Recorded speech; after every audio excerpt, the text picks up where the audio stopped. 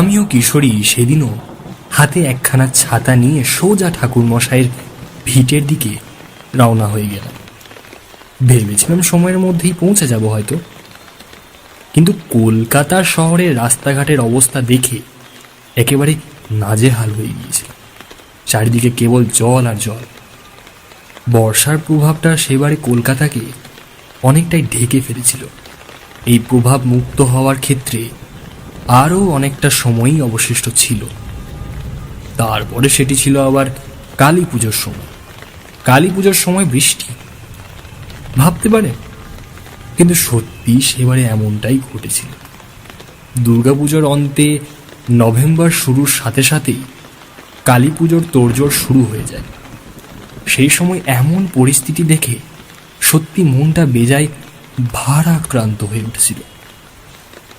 কিন্তু ওই যে কিশোরী ভাই তো নাছোড়বান্দা, তাকে অবহেলা করে কি আর অন্যত্র কোথাও যাওয়ার জো আছে? রবিবারের গন্ধ পেলেই সে এসে হাজির হয়ে যেত। তাই সেবারে আমরা ওই কাদা জল পেয়েই গিয়ে উপস্থিত হলাম ঠাকুরমশাইয়ের ভিটেতে। ঠাকুরমশাইয়ের কাছ থেকে একবার পুরাণের কাহিনী শুনেছিলাম, মার্কণ্ডেয় পুরাণের কাহিনী।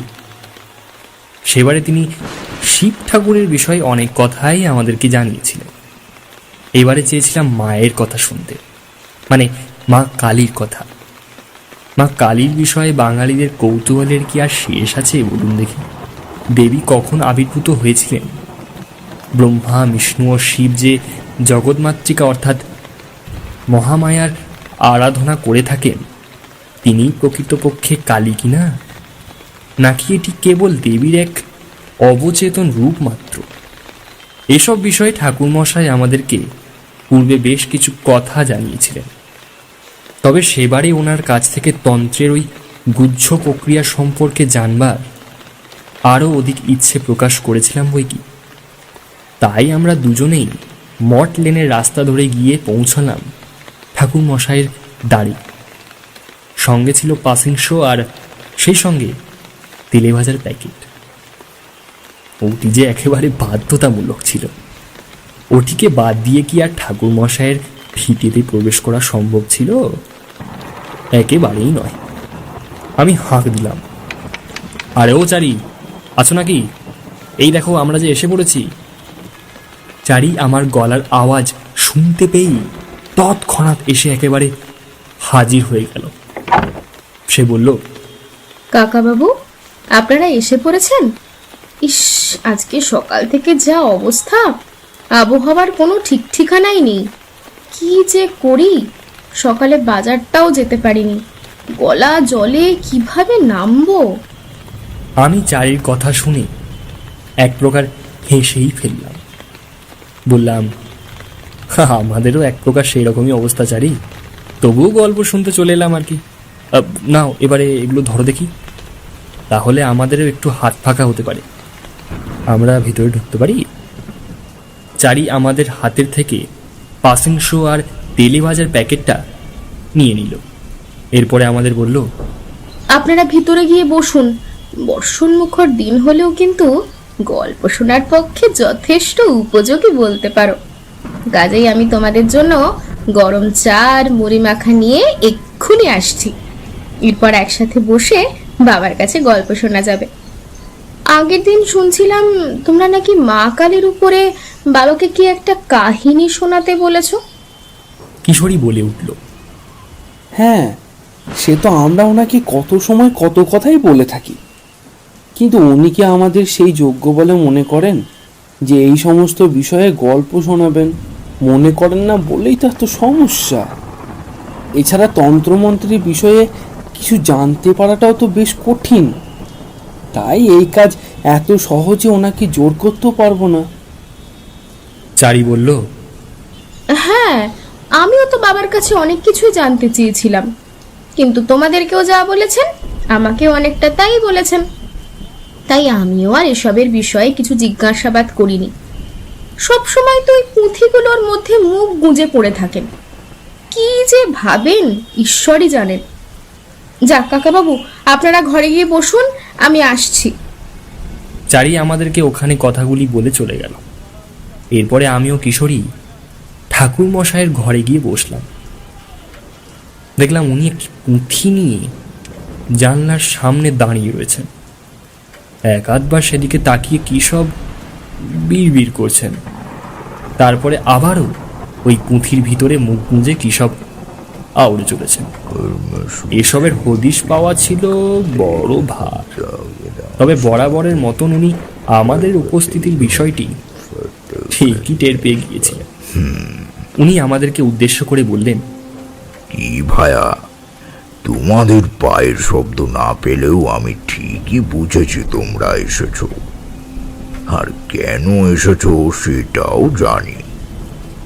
এত ঝড় বৃষ্টি মাথায় নিয়ে কি আর এমনি এমনি কেউ আসে? মা কালীর অবদানের কথা জানতেই তো তোমাদের এখানে পদার্পণ। কি বলো? কিছু ভুল বললাম কি?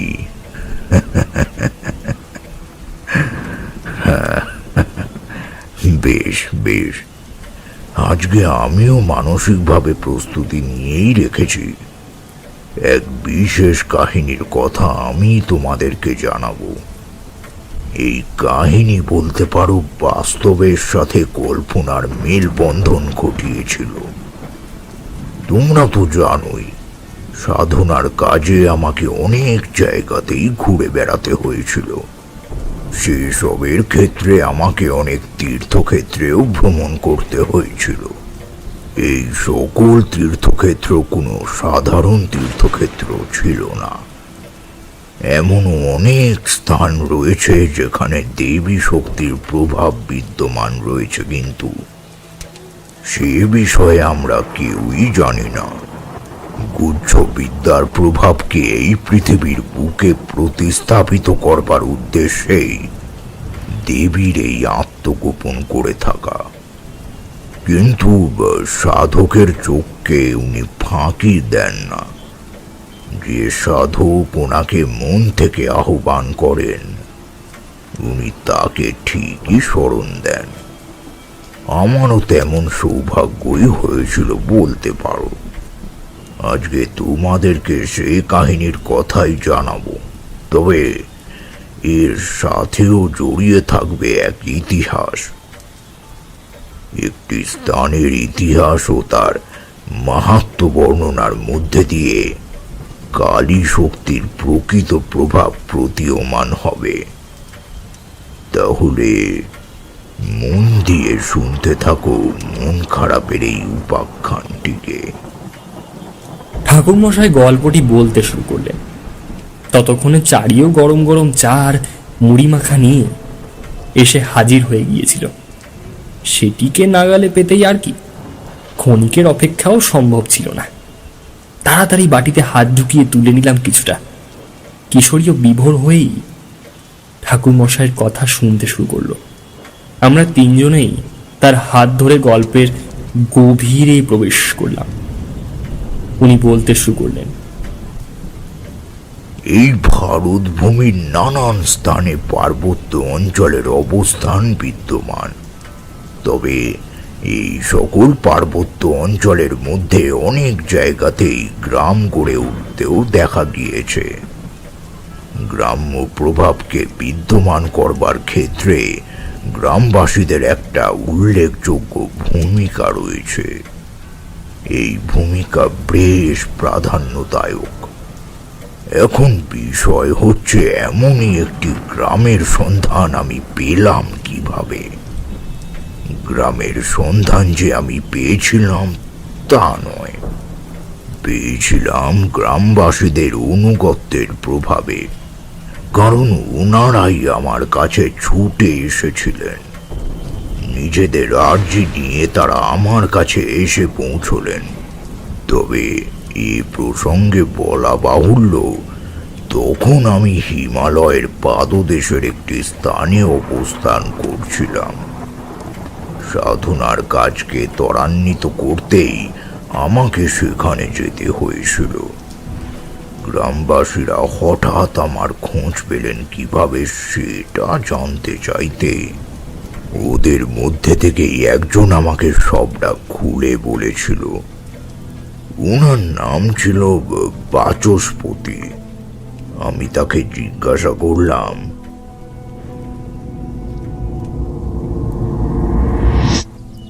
আচ্ছা বাচস্পতি, আপনি 2-4 জনকে নিয়ে হঠাৎ এত দুর্গম পাহাড় পেরিয়ে এখানে এসে উপস্থিত হলেন যে? কারণ আমার এই অবস্থানের কথা তো কেউই জানে না। আমি এক গুচ্ছ সাধনা করবার উদ্দেশ্যেই এখানে উপস্থিত হয়েছি। তখন বাচস্পতি আমাকে উদ্দেশ্য করে বললেন, বাবা, আমি মা কালীর খুব ভক্ত। আমি নিয়মিত ওনার পূজা করি। আমার পিতা, এমনকি আমার পিতামহ ওনার সেবা করতেন। আমরা বংশ পরম্পরায় সেই কাজই করে চলেছি। এটাই আমাদের পরম পাওনা বলতে পারেন। তবে সত্যি কথা বলতে কি, আমি এক অদ্ভুত স্বপ্ন দেখেছি। মনে হলো মা স্বয়ং আমাকে দেখা দিয়েছেন। সেই কাজে সফলতা লাভ করবার উদ্দেশ্যেই মা আমাকে আপনার শরণাপন্ন হতে বলেছেন।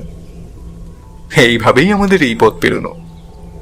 না হলে আপনার অবস্থানের কথা জানতে পারলাম কিভাবে?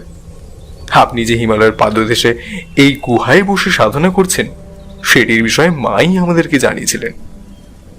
আমার দেখা ওই স্বপ্নের কথাটি আমি গ্রামবাসীদের সকলকে জানিয়েছিলাম। এরপর থেকেই অবস্থার পরিবর্তন ঘটতে শুরু করে। আমি বললাম, অবস্থার পরিবর্তন বলতে আপনারা কি কোনো বিপদের মধ্যে রয়েছেন নাকি? বাচস্পতি বললেন, হ্যাঁ বাবা, আপনি ঠিকই ধরেছেন। অবস্থার পরিবর্তন বলতে আমি মানসিক অবস্থার পরিবর্তনেরই কথা বলেছি। আসলে ওই স্বপ্নাদেশের মধ্যে দিয়েই আমরা মায়ের দেখানো পথ অনুসরণ করতে উদ্যত হয়েছি। এই কারণেই এতগুলো কথা বলা। আমাদেরকে ঘিরে রেখেছে এক কালো শক্তি। জানি না সেটির প্রভাব কেন গ্রামকে মুক্তি দিচ্ছে না। এত পূজা আচ্ছা করবার পরও কেন যে আমরা মায়ের কৃপা দৃষ্টি থেকে বঞ্চিত রয়েছি, এইসবের থেকে কেবলমাত্র আপনি আমাদেরকে উদ্ধার করতে পারবেন বাবা। তাই আমরা আপনার কাছেই ছুটে এসেছি। আসলে সমস্যাটা রয়েছে অন্য জায়গায়। আমাদের গ্রামে ফসলের ঘাটতি দেখা দিয়েছিল। ফসল কম পরিমাণে ফলতে থাকায় এই পরিণতি। কি আর করতাম? আমরা চাষের কাজকে এগিয়ে নিয়ে যেতে চেয়েছিলাম। সেই কাজের প্রভাবকে বলবৎ রাখতে পারলেও শেষমেশ খরার সম্মুখীন হওয়ায় আমাদের ক্ষেত খামার একেবারে শুকিয়ে যায়। কেউ ফসলের একটা দানাও আর সংগ্রহ করতে পারেনি। সব শেষ। সেই সাথে গ্রামের মধ্যে শুরু হয়েছে মৃত্যুর খেলা। এই এক মৃত্যুমুখী খেলা বলতে পারেন। কি যে করি, সব দিক থেকেই একেবারে জরাজীর্ণ পরিস্থিতি। আমি জানি আপনার কাছে অনেক ক্ষমতা রয়েছে। আপনি আমাদেরকে ঠিকই এই সকল বিপদের হাত থেকে উদ্ধার করতে পারবেন। আমার সে বিষয়ে পূর্ণ বিশ্বাস রয়েছে। দয়া করে আমাদেরকে খালি হাতে ফিরিয়ে দেবেন না বাবা। আপনার দুটি পায়ে পড়ি, একবারটি আমাদের এই বিপদের হাত থেকে উদ্ধার করে দিন। আমরা আপনার কাছে চিরঋণী থাকব। আমি বাচস্পতির সমস্ত কথাই শুনলাম। সেই সাথে এও জানলাম যে ওদের গ্রামে মুখিয়া বলে কিছু নেই, অর্থাৎ পঞ্চায়েতের প্রাধান্য নেই। মানুষ স্বাধীনভাবে কাজকর্ম করতে পারে। বিষয়টা দেখে আমার সত্যি ভীষণ ভালো লেগেছিল বইকি। কিন্তু এখানেই তো সবটা শেষ ছিল না। ওই স্থানে না পৌঁছালে, সেখানকার পূর্ব ইতিহাস না জানলে কিভাবেই বা এগিয়ে যাওয়া সম্ভব ছিল। কারুর পক্ষে এই পথ দেখানো সম্ভব ছিল না। মা কেন আমাকে স্মরণ করেছিলেন, এই বিষয়টি জানার আগ্রহটা আরো বেশি বৃদ্ধি পেয়েছিল। মা ওদেরকে দেখা দিলেন, অথচ আমি এতকাল ধরে ওনার সাধনার পরেও উনি আমাকে জানান দিলেন না। এমনটা কিভাবে সম্ভব? তখন মনে হলো ধীরে ধীরে এই বিষয়টির উপর থেকে পর্দা সরানোর জন্যেই মা এমনটা করেছেন। ওনার মায়া বোঝা বড় দায়। এই মায়াবিনী সব পারেন। আমি ওনাদেরকে আশ্বস্ত করে বললাম, বেশ, আপনাদেরকে কতিপয় আমার পায়ে পড়তে হবে না। আমি নিশ্চিত রূপেই আপনাদের সাথে যাব। ওই গ্রামের অবস্থার বিষয়টিকে আমি নিজের চোখে দেখব। এরপরে আশা করি এক নির্দিষ্ট বিষয় ঠিকই বিধান দিতে পারবো, কিন্তু সবার আগে জানতে হবে ওই স্থানের প্রাচীন ইতিহাসকে। আশা করি সেই বিষয়ে আপনারা আমাকে সহায়তা করতে পারেন। কি? বাচস্পতি বললেন, আমরা কতটা পারবো জানি না, তবে এটুকু বলতে পারি, মা যখন আপনাকে স্বয়ং স্মরণ করেছেন তখন উনি ঠিকই আপনাকে পথ দেখাবেন। আপনি নিশ্চিন্তে থাকুন। আমার সাধনার কাজ প্রায় সমাপ্ত হয়েই গিয়েছিল। ঠিক ওই সময় মায়ের ডাক আসায় সেই ডাককে উপেক্ষা করবার সামর্থ্য আমার ছিল না। যেটুকু শক্তি অর্জন করেছিলাম সবই মায়ের কৃপায়, তাই সেই শক্তিকে আমি উপেক্ষা করতে পারলাম না। ওদেরকে সাথে নিয়ে হিমালয়ের পাদদেশের সেই ছোট্ট গ্রাম উদয়ন ঋষিতে পৌঁছালাম। এই স্থানটির থেকে ঋষিকেশের দূরত্ব খুব একটা বেশি ছিল না। কালিকা পুরাণে এই স্থানটির সম্পর্কে অনেক কথাই বিদ্যমান, তবে সত্যি কথা বলতে কি, নানা মুনির নানা মত, কেউই সঠিকভাবে পুরাণকে নির্ণয় করতে পারেননি। পুরাণের মধ্যে বর্ণিত সমস্ত কিছুর আপেক্ষিক পরিণতির কথা আমরা কেউই নিশ্চিত রূপে বলতে পারবো না, কিন্তু এ কথা সত্যি যে ওই কাজের ক্ষেত্রে আমাদেরকে পুরাণ সম্পর্কে ধারণা তৈরি করতে হবে, আর তার জন্য প্রয়োজন পুরাণের অধ্যয়ন। কিন্তু সাধারণের কাছে সেই সময় কোথায়? তবে আমি পুরাণের বিষয়ে অনেক কিছুই জেনেছিলাম। কালিকা পুরাণে বর্ণিত ওই অঞ্চলটির কথা আমি শুনেছিলাম, কিন্তু এতকাল পরেও ওই স্থানটির অস্তিত্ব রয়েছে কিভাবে, সেটা দেখেই আমি অবাক হয়ে গিয়েছিলাম। কালিকা পুরাণে বর্ণিত ওই গ্রামটির সম্পর্কে বেশ কিছু কথা আমি তোমাদেরকে জানাতে চাই। আমরাও ঠাকুরমশাইয়ের কথা শুনতে শুরু করলাম।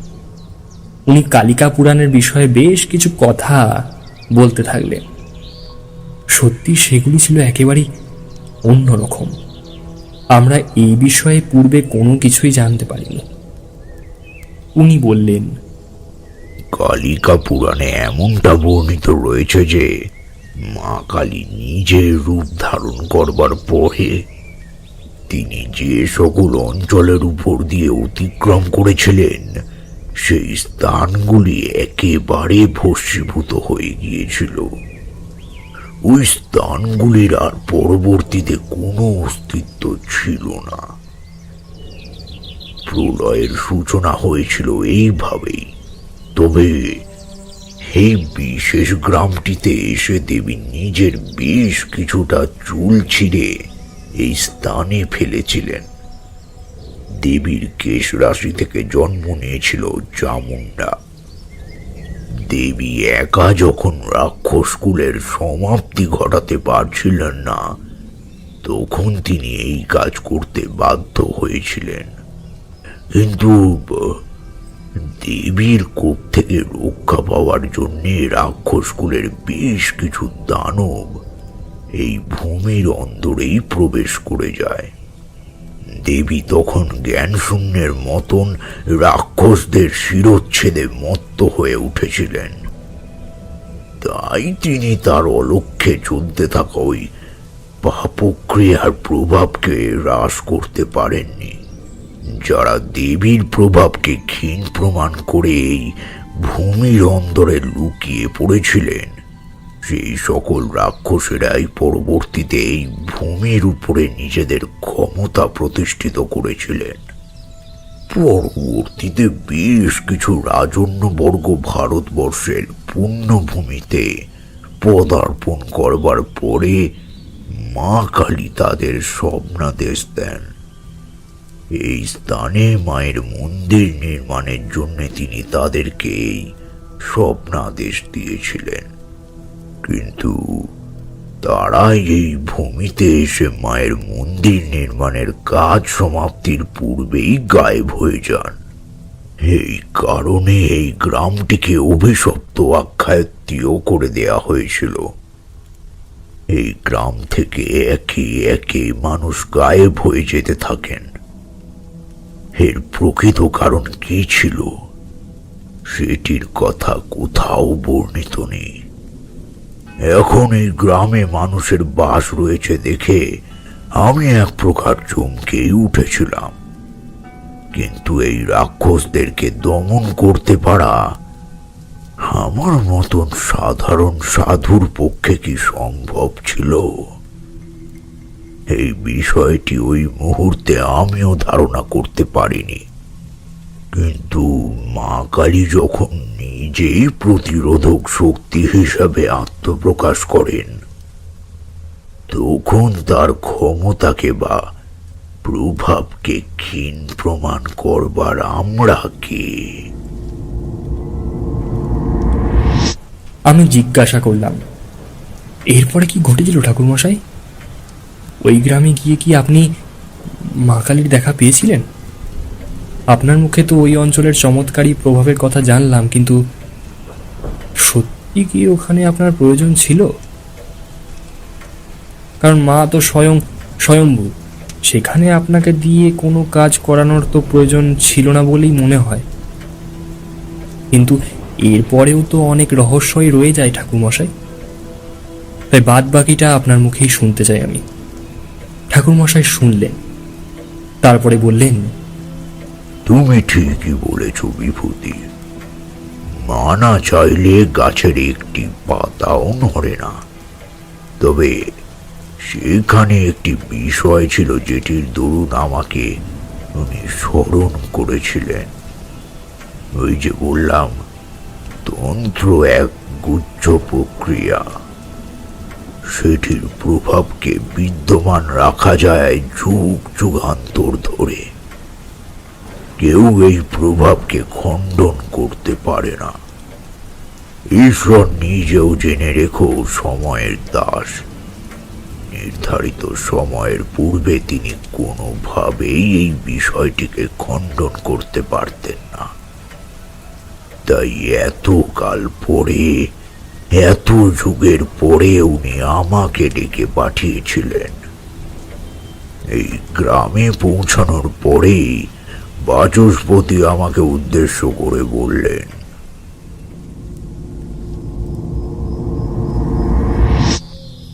বাবা, আপনি আমার সাথে আসুন। আপনি এখন থেকে আমার বাসাতেই থাকবেন। আমাদের প্রধান সমস্যার কথা তো আপনি শুনলেনই। এরপরে আমি আপনাকে আমাদের চাষের জমির আসল অবস্থা দেখাতে নিয়ে যাব। সেটি দেখে আপনি নিজেই অবাক হয়ে যাবেন। কি করে এই সমস্যার হাত থেকে আমরা রেহাই পাবো সেটাই দেখুন বাবা। গ্রামের বাদ বাকি সদস্যরা আমাকে বিদায় জানিয়ে যে যার নিবাসে ফিরে গেলেন।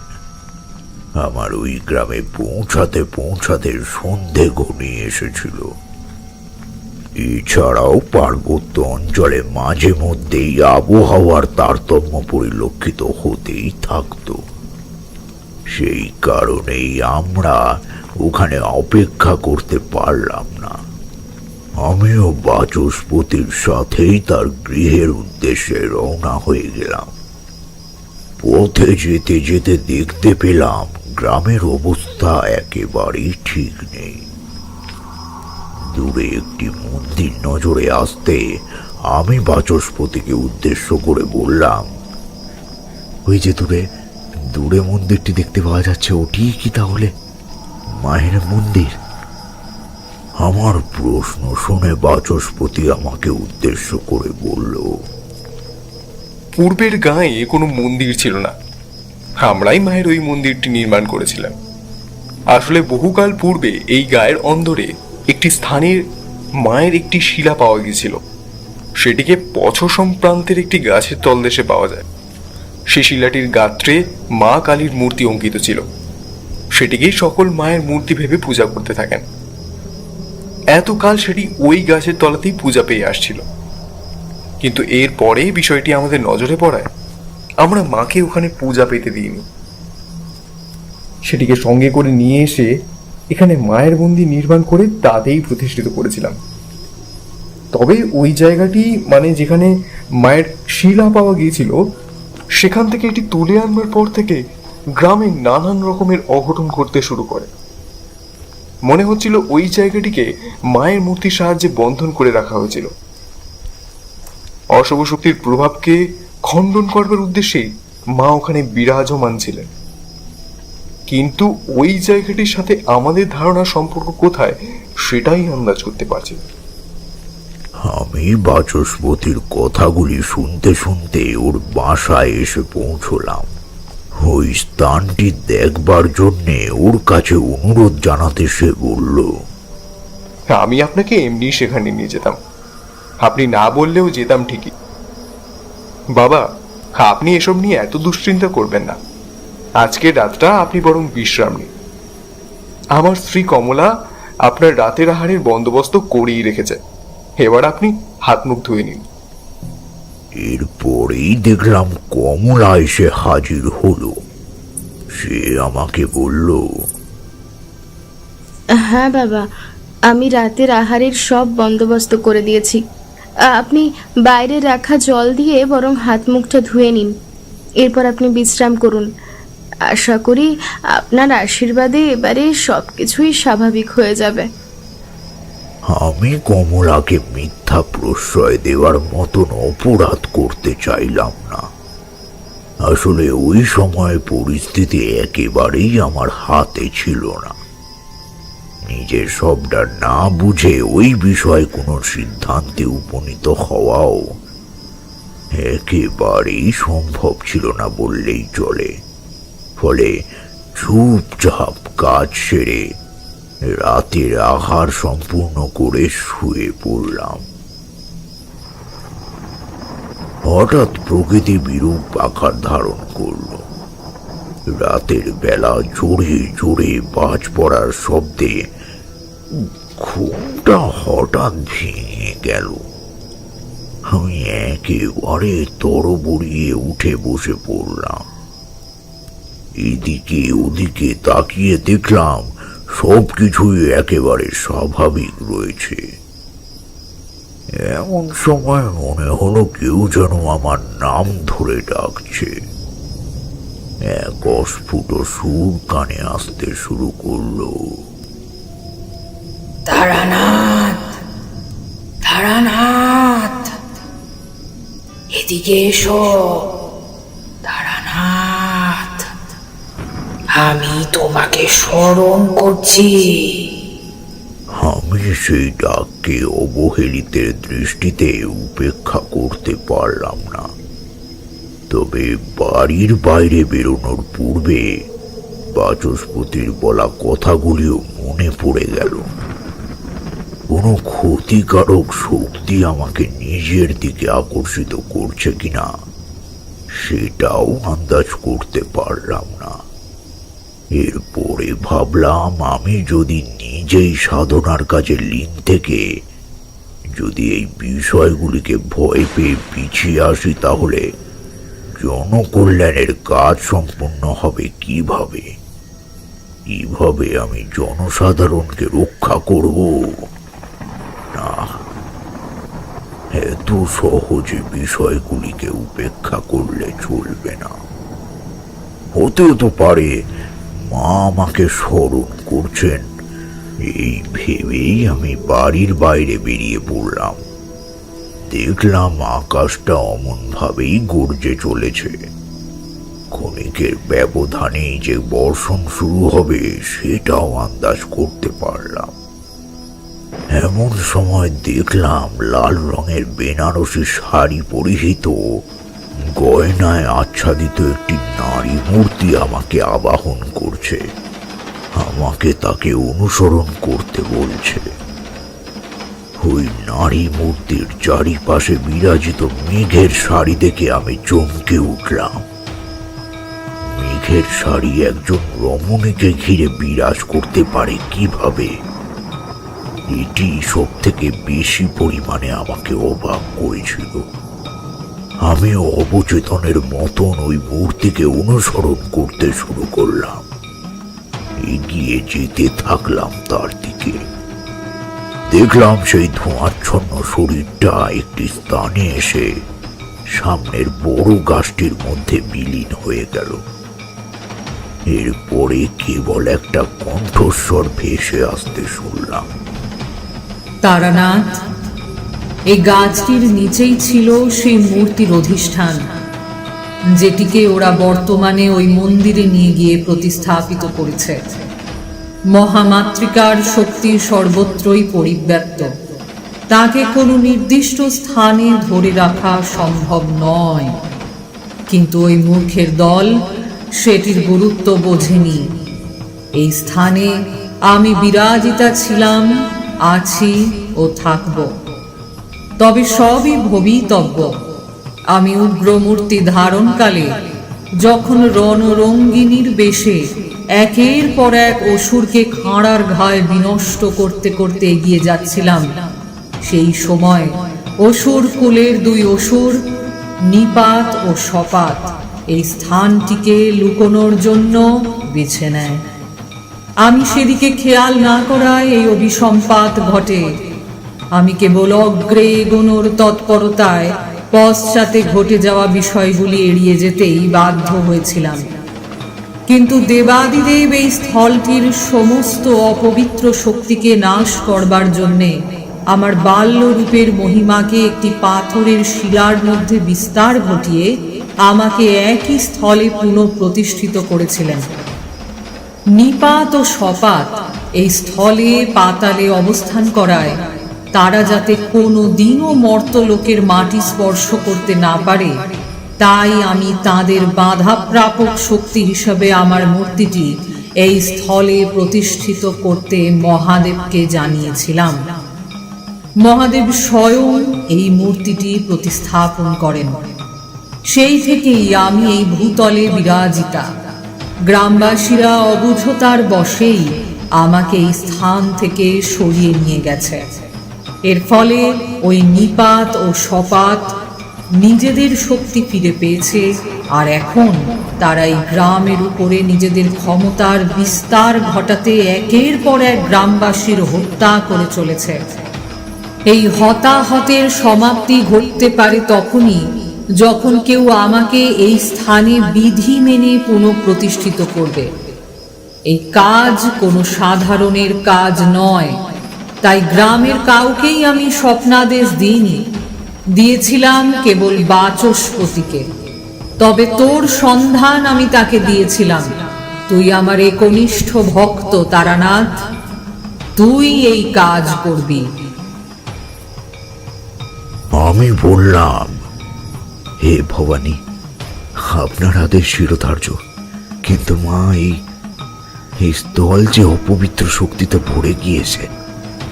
গ্রামের মানুষেরা অনাহারে মারা যাচ্ছেন, তাদের ফসল একেবারে নিঃশেষিত। গ্রামে খরা দেখা দিয়েছে। এর হাত থেকে গ্রামকে রক্ষা করব কিভাবে?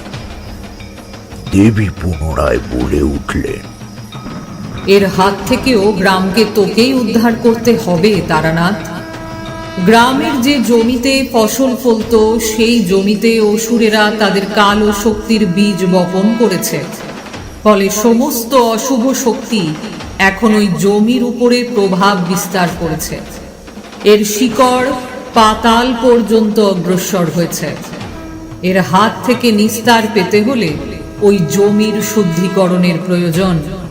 যতদিন না পর্যন্ত আমার মূর্তিটি পুনঃপ্রতিষ্ঠিত হবে, ততদিন পর্যন্ত আমি কিছুই করতে পারবো না। এখন আমি শক্তিহীনা। আমাতে পরাশক্তির বাস হতে হবে।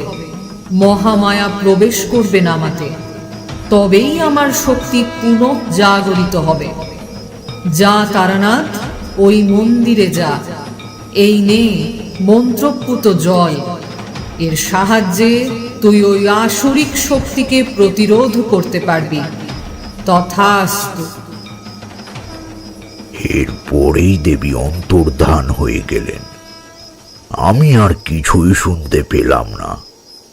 বাতাসের তীব্রতাও অনেকাংশেই হ্রাসপ্রাপ্ত হয়ে গেল। বুঝলাম আমি সেই পরম প্রকৃতির দর্শন লাভ করতে সক্ষম হয়েছি। এই প্রকৃতির সাথে সহাবস্থান করতেন ভৈরব স্বয়ং। তবে এখানে শিবের মূর্তি প্রতিষ্ঠিত নেই কেন? মাকে রক্ষা করবার জন্যে ভৈরবের মূর্তি নির্মাণ অবশ্যম্ভাবী। এই সম্পূর্ণ কাজকে আমাকেই সম্পন্ন করতে হবে ভেবে আমি সেই স্থল ত্যাগ করলাম। এরপরে বাচস্পতির গৃহের দিকে এগিয়ে গেলাম। ওর গৃহে পৌঁছানোর পর দেখলাম ভোরের আলো ফুটে উঠেছে।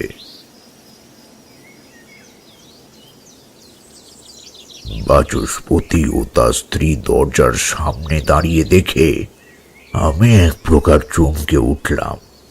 কমলা বেশ চিন্তান্বিত হয়ে আমার দিকে এগিয়ে এলো। এরপরে বলল, বাবা, আপনি এতক্ষণ কোথায় ছিলেন? মাঝরাতে আপনাকে না পেয়ে আমি বড্ড ঘাবড়ে যাই, এদিক ওদিক খুঁজেও পাইনি। শেষে বাধ্য হই আমার স্বামীকে জাগাতে বাধ্য হই। আমি বললাম, কমলা, ভয়ের কোনো কারণ নেই। বাচস্পতি আমাকে যে কাজ উদ্ধারের জন্য এখানে নিয়ে এসেছিল, দেবী স্বয়ং সেই কাজ উদ্ধারের উদ্দেশ্যেই আমাকে দেখা দিয়েছিলেন। এরপরে আমি তাদেরকে আমার অভিজ্ঞতার কথা সবটাই জানালাম। ওরা দুজনে শুনে একেবারে চমকে উঠল। বাচস্পতি বলল, পুরাণের এই সকল ঘটনা যে সত্য সেটি চরিতার্থ করবার মতন জ্ঞান বা বুদ্ধি কোনোটাই আমাদের ছিল না। আপনি না এলে আমরা এসবের কিছুই আন্দাজ করতে পারতাম না। এই গ্রামের ক্ষয়ক্ষতির সবটাই ঘটেছে ওই চাষের জমিকে কেন্দ্র করে। চাষবাস একেবারে বন্ধ হয়ে গিয়েছে, ফলে গ্রামবাসীদের অর্থনৈতিক সংকট দেখা দিয়েছে। আমরা দৈনন্দিন জীবনযাপনেও অপরাগ। আর জনসাধারণের ক্ষতির কথাই যদি বলেন, তাহলে সেক্ষেত্রে বলবো বহু মানুষ প্রাণ হারিয়েছেন কাজের অভাবে। পরিবারের দায়িত্বভার নিতে পারবেন না জেনেই অনেকে আত্মহননের পথ বেছে নিয়েছেন। তবে চাক্ষুষ আমরা কোনো রাক্ষস বা দুরাত্মার প্রভাবকে লক্ষ্য করিনি। তাদের অস্তিত্বের বিষয়ে নির্দিষ্ট করে কিছুই জানতে পারিনি আমরা। আমি বললাম, সে বিষয়ে জানাটা এতটাও গুরুত্বপূর্ণ নয়, কারণ খালি চোখে এই সকল কালো শক্তিকে দেখতে পাওয়া যায় না। মায়ের মূর্তি ওই স্থান থেকে সরিয়ে আপনারা একেবারেই ঠিক করেননি। নিজেরা সিদ্ধান্ত নিয়ে ভুল করেছেন। আর তারই খেসারত দিতে হচ্ছে গ্রামের নিরীহ চাষিদেরকে। তবে আমিও বিশ্বাস করি সবটাই নিয়তির ফের। এখন একটাই উপায় রয়েছে, আমাকে ওই শক্তির সাথে লড়াই করে গ্রামকে রক্ষা করা। এই গ্রামে বৃষ্টির প্রভাব বৃদ্ধি পেলে নদীতে বান আসতে পারে। সেই জলোচ্ছ্বাসে পুনরায় চাষের জমি ভেসে যাওয়ার সম্ভাবনা রয়েছে, কারণ ওই চাষের জমিগুলি একেবারে নদীবক্ষে নয়তো বা পার্শ্ববর্তী স্থলে অবস্থান করছে। কাজেই এই বিষয়টির দিকেও খেয়াল রাখতে হবে। এখন যদি আমি ওই স্থলে কালো শক্তিকে বিতাড়িত করতে কোনো যজ্ঞের আয়োজন করি, তাহলে ওই শক্তি সক্রিয় হয়ে নদীতে বান নিয়ে আসবে আর চাষের জমিকে ভাসিয়ে নিয়ে যাবে। এই ক্ষয়ক্ষতির কোনো ইয়ত্তা থাকবে না। আমি জাগতিক বিষয়গুলিকে প্রতিরোধ করবার শক্তি নিয়ে আসবো কিভাবে? আমি কেবল পরিস্থিতির পরিবর্তন করতে পারি, কিন্তু ভবিষ্যৎকে বদলানোর অধিকার ও ক্ষমতা রয়েছে কেবল জগৎ জননীরই। তাই আমাকে সবার আগে মন্দিরের দেবীকে ওই পুরনো স্থলে প্রতিষ্ঠিত করতে হবে। বাচস্পতি বলল, বেশ বাবা, আজকেই বেলার দিকে মন্দিরের পুরোহিতের সাথে আপনার সাক্ষাৎ করাবো। উনিই আপনাকে এই বিষয়ে যথোপযুক্ত মতামত দিতে পারবেন। আমি বেলাবেলি বাচস্পতিকে নিয়ে পুরোহিতের বাসায় হাজির হলাম। একটি বিষয় দেখে আমি চমকে উঠলাম। ব্রাহ্মণ মানুষ, অথচ তার গলায় কোনো পৈতে নেই। কিন্তু কেন? এমনটা কিভাবে সম্ভব? আমি ওনাকে এই প্রশ্নটি করতে যাব, তার আগেই দেখলাম তিনি নামাবলী গায়ে জড়িয়ে ওই সত্যের তরফে বিমুখ দৃষ্টিভঙ্গি তৈরি করতে চাইছেন। উনি যে নামাবলী ধারণ করে এই সত্যকে লুকিয়ে ফেলতে চাইছেন, সেটা পরিষ্কারভাবে অনুমান করতে পেরে আমি বললাম, বইতে নেই কেন? উনি বললেন, আমার পৈতে ধারণ হয়নি। ওই সময় আমার বাবা মারা গিয়েছিলেন। পরবর্তীতে আমার বিয়ের যোগ আসে, ভেবেছিলাম সেই সময় পৈতে ধারণ করতে পারবো, কিন্তু সেই সময়ও করতে পারিনি। আমার পৈতে ধারণের সময় আমার স্ত্রী মারা যায়। এর ফলে সবটাই নষ্ট হয়ে যায়। জীবনের প্রতিটি শুভ পর্বে বাধা পেতে পেতে আমি ক্লান্ত হয়ে গিয়েছিলাম। বাস, তারপরে আমি আর কোনোদিনও পৈতে ধারণ করিনি। তারপর একদিন এই গ্রামের মন্দিরে আমি পুরোহিতের কাজ পাই, কিন্তু জানি না আমি আর স্বাভাবিক জীবনে ফিরতে পারিনি। আমি বললাম, আমি তবে ঠিকই ধরেছি। ওই কারণেই এই বিপত্তি। পৈতে না হলে ব্রাহ্মণ ধর্ম পালন অসম্পূর্ণই থাকে। সেই কারণেই শয়তান আপনার মস্তিষ্কে ঘর করেছে। আপনি এতকাল এক অশুদ্ধ শরীরে দেবীর পূজা করেছেন, ও সেই সাথে ভূমি পূজার কাজ করেছেন। ওই পূজা ও অর্ঘ্য প্রদান অসমাপ্তই থেকে গিয়েছে জানবেন। সেই কারণে গ্রামের এই পরিণতি। ওই কালো শক্তিরা আপনাকে ওই কাজের জন্য মনোনীত করেছিল, যাতে আপনার হাতে এই কাজ হলে তার অসম্পূর্ণতা থেকে যায় আর তারা নিজেদের ক্ষমতাকে প্রতিষ্ঠিত করতে পারে। আগামী অমাবস্যার দিন মায়ের বিগ্রহকে সঠিক স্থানে প্রতিষ্ঠিত করতে হবে। এই কাজ দিনের দিন না করা হলে পরিস্থিতি আরো খারাপ দিকে যাবে। অন্যদিকে ভূমি পূজা বন্যার কারণ হয়ে দাঁড়াবে। তাই যে করেই হোক আমাদেরকে দেবী মাকে পুনঃস্থাপিত করতে হবে। উনি কিছু একটা করবেন। আমাকে উনি সেই পরামর্শই দিয়েছেন। সেদিন আমি ওনাদেরকে ওই কথাগুলি বলেছিলাম। এরপরে অমাবস্যার জন্য অপেক্ষা করতে লাগলাম। এই কদিন গ্রামের পরিস্থিতি স্বাভাবিক ছিল। মন্দিরে পৌঁছে দেবীর মূর্তিটি নজরে আসতেই আমি তাকে প্রণাম করলাম।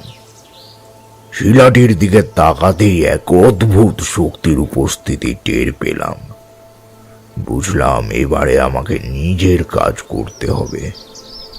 দেবীর দর্শনের পথেই সেই কাজ সম্পাদিত হতে পারে।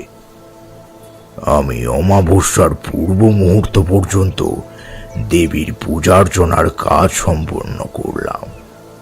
ধীরে ধীরে অমাবস্যার দিন এগিয়ে এলো।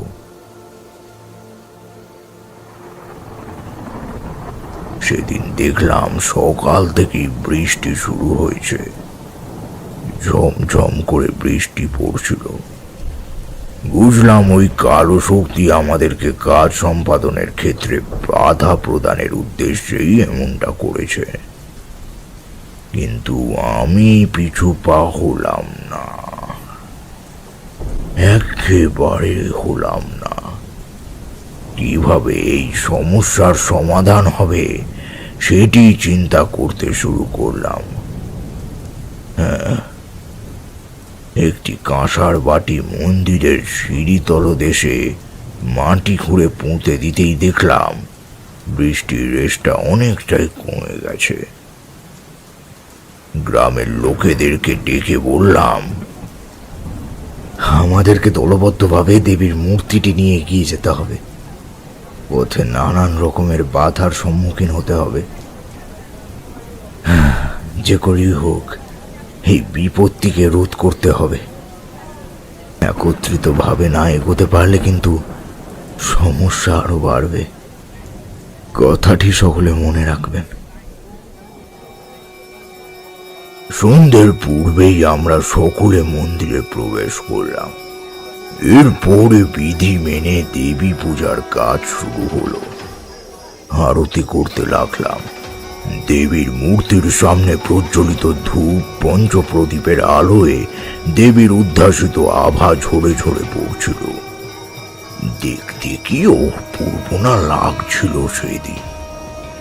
কিন্তু হঠাৎ করে এক দমকা হাওয়া এসে প্রদীপটিকে নিভিয়ে দিতেই বুঝলাম এই কাজ সম্পাদনের ক্ষেত্রে বাধা প্রদানের কারকেরা এই স্থলে এসে উপস্থিত হয়েছে। যতবার পঞ্চপ্রদীপকে জ্বালাতে গেলাম ততবারই সেটি নিভে যেতে শুরু করলো। কিছুতেই সেই কাজটিকে সফলতা প্রদান করতে পারলাম না। ওখানে উপস্থিত গ্রামবাসীদের মধ্যে থেকে একজন বলে উঠলেন, এভাবে বারে বারে বাধা প্রদান করবে ওরা। আপনি একটা কাজ করুন বাবা, নির্ঘণ্ট তো পেরিয়ে যাচ্ছে। নির্দিষ্ট সময়ের মধ্যে বিগ্রহ প্রতিষ্ঠার কাজ না করতে পারলে কোনোভাবেই হবে না। চলুন আমরা তবে এগিয়ে যাই। গ্রামের উপকণ্ঠে সকলকে এ বিষয়ে জানিয়ে দেওয়া হয়েছে। আজ এই প্রতিষ্ঠার কাজের বিষয়টি নিয়ে তারা সকলেই জ্ঞাত। কাজে আপনি গ্রামবাসীর সহায়তা পেয়ে যাবেন। নিন, এইবারে সকলে মিলে বিগ্রহটি তুলে ধরি, তারপরে দেবীর ইষ্টনাম জপ করতে করতে এগোতে থাকি। আমরা অনেক কষ্টে জনা পাঁচেক লোক মিলে দেবীর মূর্তিটিকে তুলে ধরলাম। তারপর দেবীর ইষ্ট নাম জপ করতে করতে এগোতে থাকলাম। ওম কালী কালী কালীকে পাপ হারিণী, ওম হুম হিম কালিং ক্লিং কালীকে কালী হুম ফট স্বাহা। হে জগৎ জননী, জগদীশ্বরী, সকলের কল্যাণ করো মা, পাপীদের নাশ করো। ওম কালীকে কপালি হুম ক্রিং স্ত্রিং শ্রিং হুম ক্লিং ক্লিং কলটি কালীকে ক্লিং কুম হুম হুম ফট স্বাহা। এই মন্ত্রকে প্রতিস্থাপক হিসেবে স্মরণ করতে করতে আমরা এগোতে শুরু করলাম। এই মন্ত্রের ধ্বনি চারিদিকে সূচিত হওয়ার সাথে সাথে দেখলাম প্রকৃতি নিজের রোষের প্রভাবকে ক্রমাগত আরো বাড়িয়ে তুলেছে। একে একে দীপ্যমান ক্ষেত্রগুলি ক্রমে প্রবল ঝড়ের দাপটে নিজেকে হারিয়ে ফেলতে শুরু করলো। মায়ের বিগ্রহটি সঙ্গে নিয়ে এগিয়ে চলাই দুষ্কর হয়ে উঠেছিল। ধুলোর ভিড় ঠেলে এগোনোটা যাওয়া সম্ভব হচ্ছিল যাচ্ছিল না। এই অঞ্চলে স্থির হয়ে দাঁড়ানো। প্রবল ঝড় উঠেছিল, আর সেই সাথে জোরে জোরে চমকে উঠছিল বিদ্যুতের ধ্বনিত হওয়ার শব্দ। কড়কড় শব্দে বাজ পড়তে শুরু করেছিল। আমি গ্রামবাসীদের উদ্দেশ্য করে বললাম, এই মন্ত্র জপ করা ছাড়া আমাদের কোনো উপায় নেই। চলো সকলে এগোতে থাকো।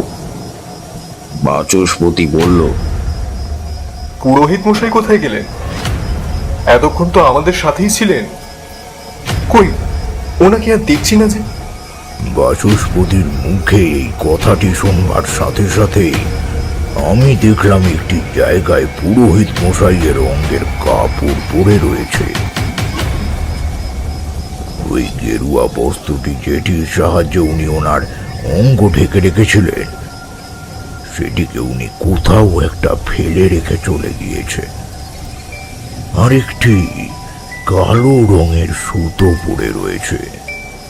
আমি মায়ের বিগ্রহটি আরেকজনকে ধরতে বলে বললাম, আপনারা সকলে এখানেই দাঁড়ান, আমি আসছি। ওখানে ওইভাবে সুতোটা কেন পড়ে রয়েছে একবার দেখে আসতে দিন। আমি ওই সুতোটিকে দেখবার জন্যে সেদিকে যেতেই দেখলাম সেই কালো ধাগাটি আসলে একটি পইতে। ওই পইতেটিকে কেউ পুড়িয়ে দিয়েছে। সেটি ওখানে ওভাবে পড়ে রয়েছে দেখেই আমার মনের মধ্যে চলতে থাকা সন্দেহটি আরো প্রকটভাবে ধরা দিতে শুরু করলো। আমি বুঝলাম একমাত্র কালো শক্তিকে আহ্বানের জন্যেই এই কাজ করা হয়। অমাবস্যার দিন কেউ যদি নিজের সুরক্ষা কবচগুলিকে আহুতি দেন তাহলে বুঝতে হবে তিনি শয়তানের দূত অথবা নিজেই শয়তান। সেটা আমি পূর্বেই কল্পনা করে ফেলতে পেরেছিলাম। তবে ওই পোড়া সুতোটিকে দেখে আমি নিশ্চিত হয়ে গেলাম। বললাম, আপনারা যাকে এতকাল ধরে পুরোহিত ভাবছিলেন তিনি আসলে শয়তানের দূত। উনি এই মন্দির থেকে এতকাল শয়তানের উপাসনা করে গিয়েছেন। মায়ের পূজা কোনোদিনও তার হাতে হয়নি। আজকে মায়ের পূজা হওয়ায় উনি নিজেকে ওই মন্দিরে স্থান দিতে পারেননি। ওই মন্ত্রের উচ্চারণ তাকে পাগল করে দিয়েছে বলেই তিনি মন্দিরের পাশাপাশি নিজের সুরক্ষা কবচগুলিকে ত্যাগ করতে দুবার ভাবেননি, আর নিজের পৈতেটিকেও পুড়িয়ে দিয়েছেন। পৈতে একজন ব্রাহ্মণের সব থেকে বড় সুরক্ষা কবচ, এটা মাথায় রাখবেন।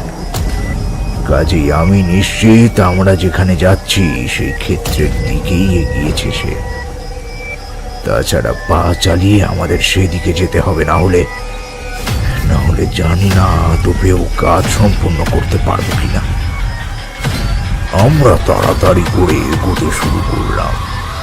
ওই স্থানটিতে পৌঁছতেই দেখলাম সেই গাছের চারিদিকে লাল সুতো বেঁধে দেওয়া হয়েছে, আর ওই পুরোহিত একটা খাড়া নিয়ে অপেক্ষা করছে। তার চোখ মুখের অবস্থা দেখে আমি এক প্রকার চমকে উঠলাম। ওই খাড়াটির উপরে বজ্রের আলোক ছটা আছড়ে পড়ার সাথে সাথেই তার তীক্ষ্ণ ফলাটি চকচক করে উঠছিল। সেই পুরোহিত রক্তবর্ণ চক্ষু ধারণ করে আমাদেরকে উদ্দেশ্য করে বলল, এদিকে কেউ এক পা এগোলে আর রক্ষা নেই, সকলকে শেষ করে ফেলবো আমি। এই খানার আঘাতে সকলে শেষ হবে।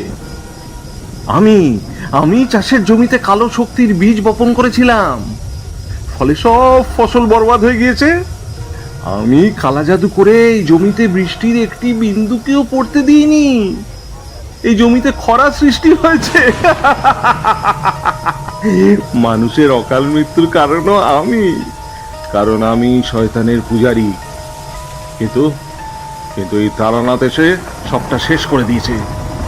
ও দৈব জ্ঞান সম্পন্ন পুরুষ, এতকাল যেখানে কেউ বিষয়গুলি দেখেও আন্দাজ করতে পারেনি সেখানেও সবকিছু ভালোভাবেই টের পেয়ে গিয়েছে। ফলে আমার সমস্ত ইচ্ছে বিফলে যেতে শুরু করে। আমি কিছুতেই এসব মানতে পারবো না। এই ভূমি শয়তানের শক্তির কাছে ভগবানের শক্তি একেবারেই ক্ষীণ। আমি কিছুতেই এই স্থানে দেবীকে পুনঃপ্রতিষ্ঠিত করতে দেব না।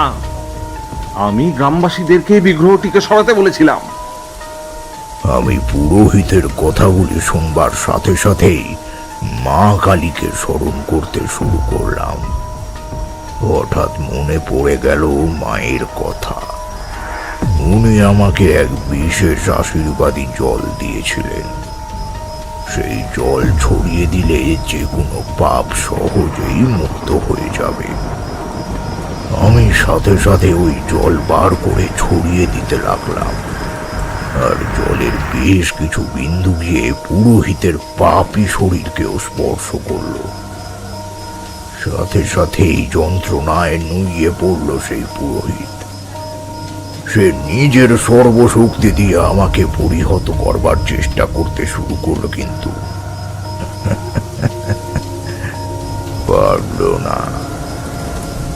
পারল না সে। এই ফাঁকেই আমি মায়ের মূর্তিটিকে নিয়ে গিয়ে প্রতিস্থাপন করলাম ওই গাছের তলায়।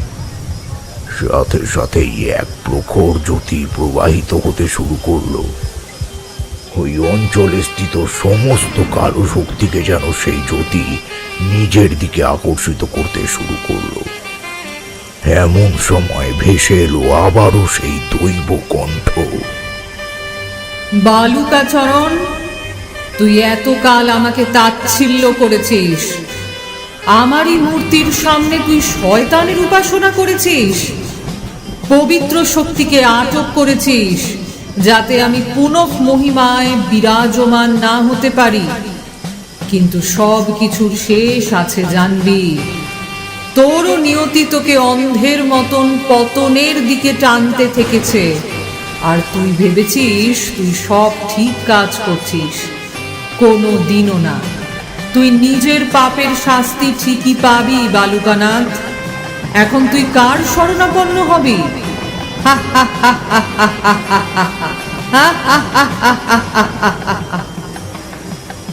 আমি তোকে অভিশাপ দিচ্ছি।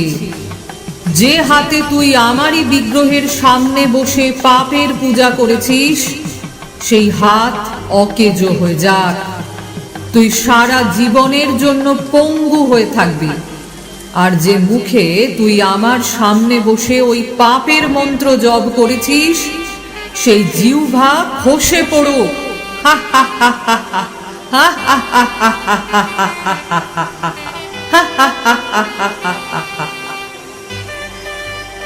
দেখলাম পুরোহিতের মুখ থেকে জিহ্বা খসে পড়ল, রক্ত নির্গত হতে শুরু করলো, আর সাথে সাথে তার হাত পা বেঁকে আসতে শুরু করলো। সে কথা বলার ক্ষমতা হারিয়ে ফেলল। আমরা সকলে ওই জ্যোতির দিকে তখনও তাকিয়েই রইলাম। পুনরায় ভেসে এলো দেবী কণ্ঠ। তারানাথ, আজ থেকে আমি এখানেই পূজিত হব, আর এই গ্রামের উপর থেকে কালো ছায়ার প্রভাব চিরকালের জন্য কেটে যাবে। এরপরে আবারও ফসল ফুলবে, আর এই গ্রাম সুখ ও সমৃদ্ধিতে ফুলে ফেঁপে উঠবে। তোর অনেক ক্ষমতা রয়েছে তারানাথ। আমার আশীর্বাদে তুই আগামীতে আরো অনেক জনহিতকর কাজ করবি। মানুষের মঙ্গলই হোক তোর পরম ধর্ম। তথাস্তু।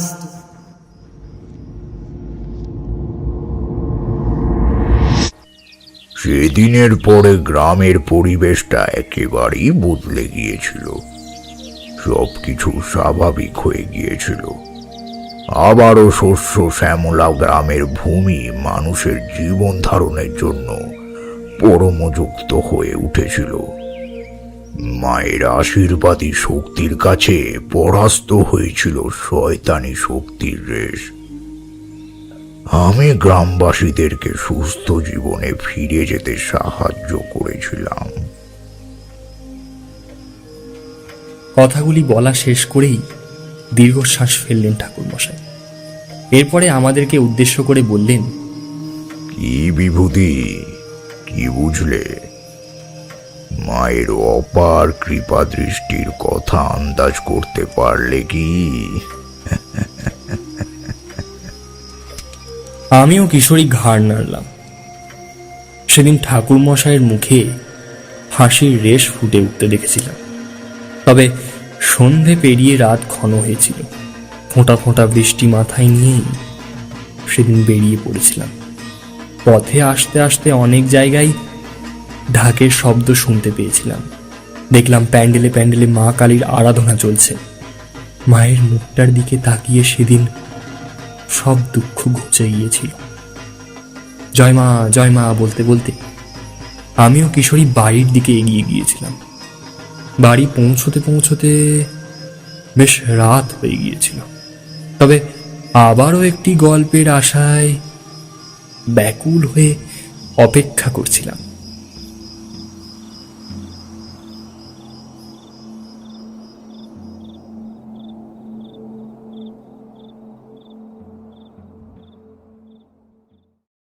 আজকের গল্পে কথকের চরিত্রে ছিলেন তুষার, চারি ও কমলার চরিত্রে ছিলেন আপনাদের পছন্দের বর্ণালী দে বর্মন, কিশোরীর চরিত্রে ছিলেন বলরাম পাল, তারানাথের চরিত্রে ছিলেন হ্যাপি, বাচস্পতির চরিত্রে ছিলেন দীপ্তদীপ সাউ, পুরোহিতের চরিত্রে ছিলেন স্যার জয়দীপ দত্ত, গ্রামবাসীর চরিত্রে ছিলেন অমিত সরকার, রাক্ষসী ও মহাকালীর চরিত্রে ছিলেন সঞ্চারী ভট্টাচার্য।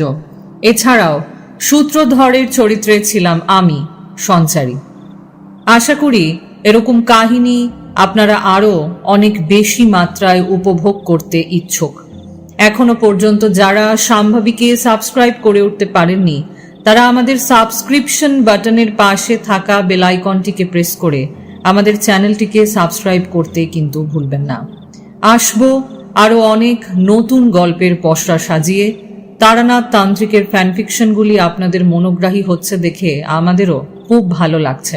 আগামীতে আরও এরকম অনেক নতুন নতুন গল্প আপনাদের সামনে পরিবেশন করবার প্রচেষ্টায় আছি আমরা। যারা যারা তারানাথ তান্ত্রিকের ফ্যানফিকশন দিতে ইচ্ছুক, তারা অতি অবশ্যই ডেসক্রিপশনে দেওয়া নাম্বারে পিং করুন এবং ওয়ার্ড ফাইল পাঠিয়ে দিন। আমরা আপনাদের গল্পকে যথাযথ সম্মান দিয়ে আমাদের চ্যানেলে পরিবেশন করতে পারি। ধন্যবাদ। সকলে ভালো থাকুন, সুস্থ থাকুন, আর শুনতে থাকুন আপনাদের পছন্দের শাম্ভবী প্রোডাকশনস, যেখানে গল্প কথা বলে।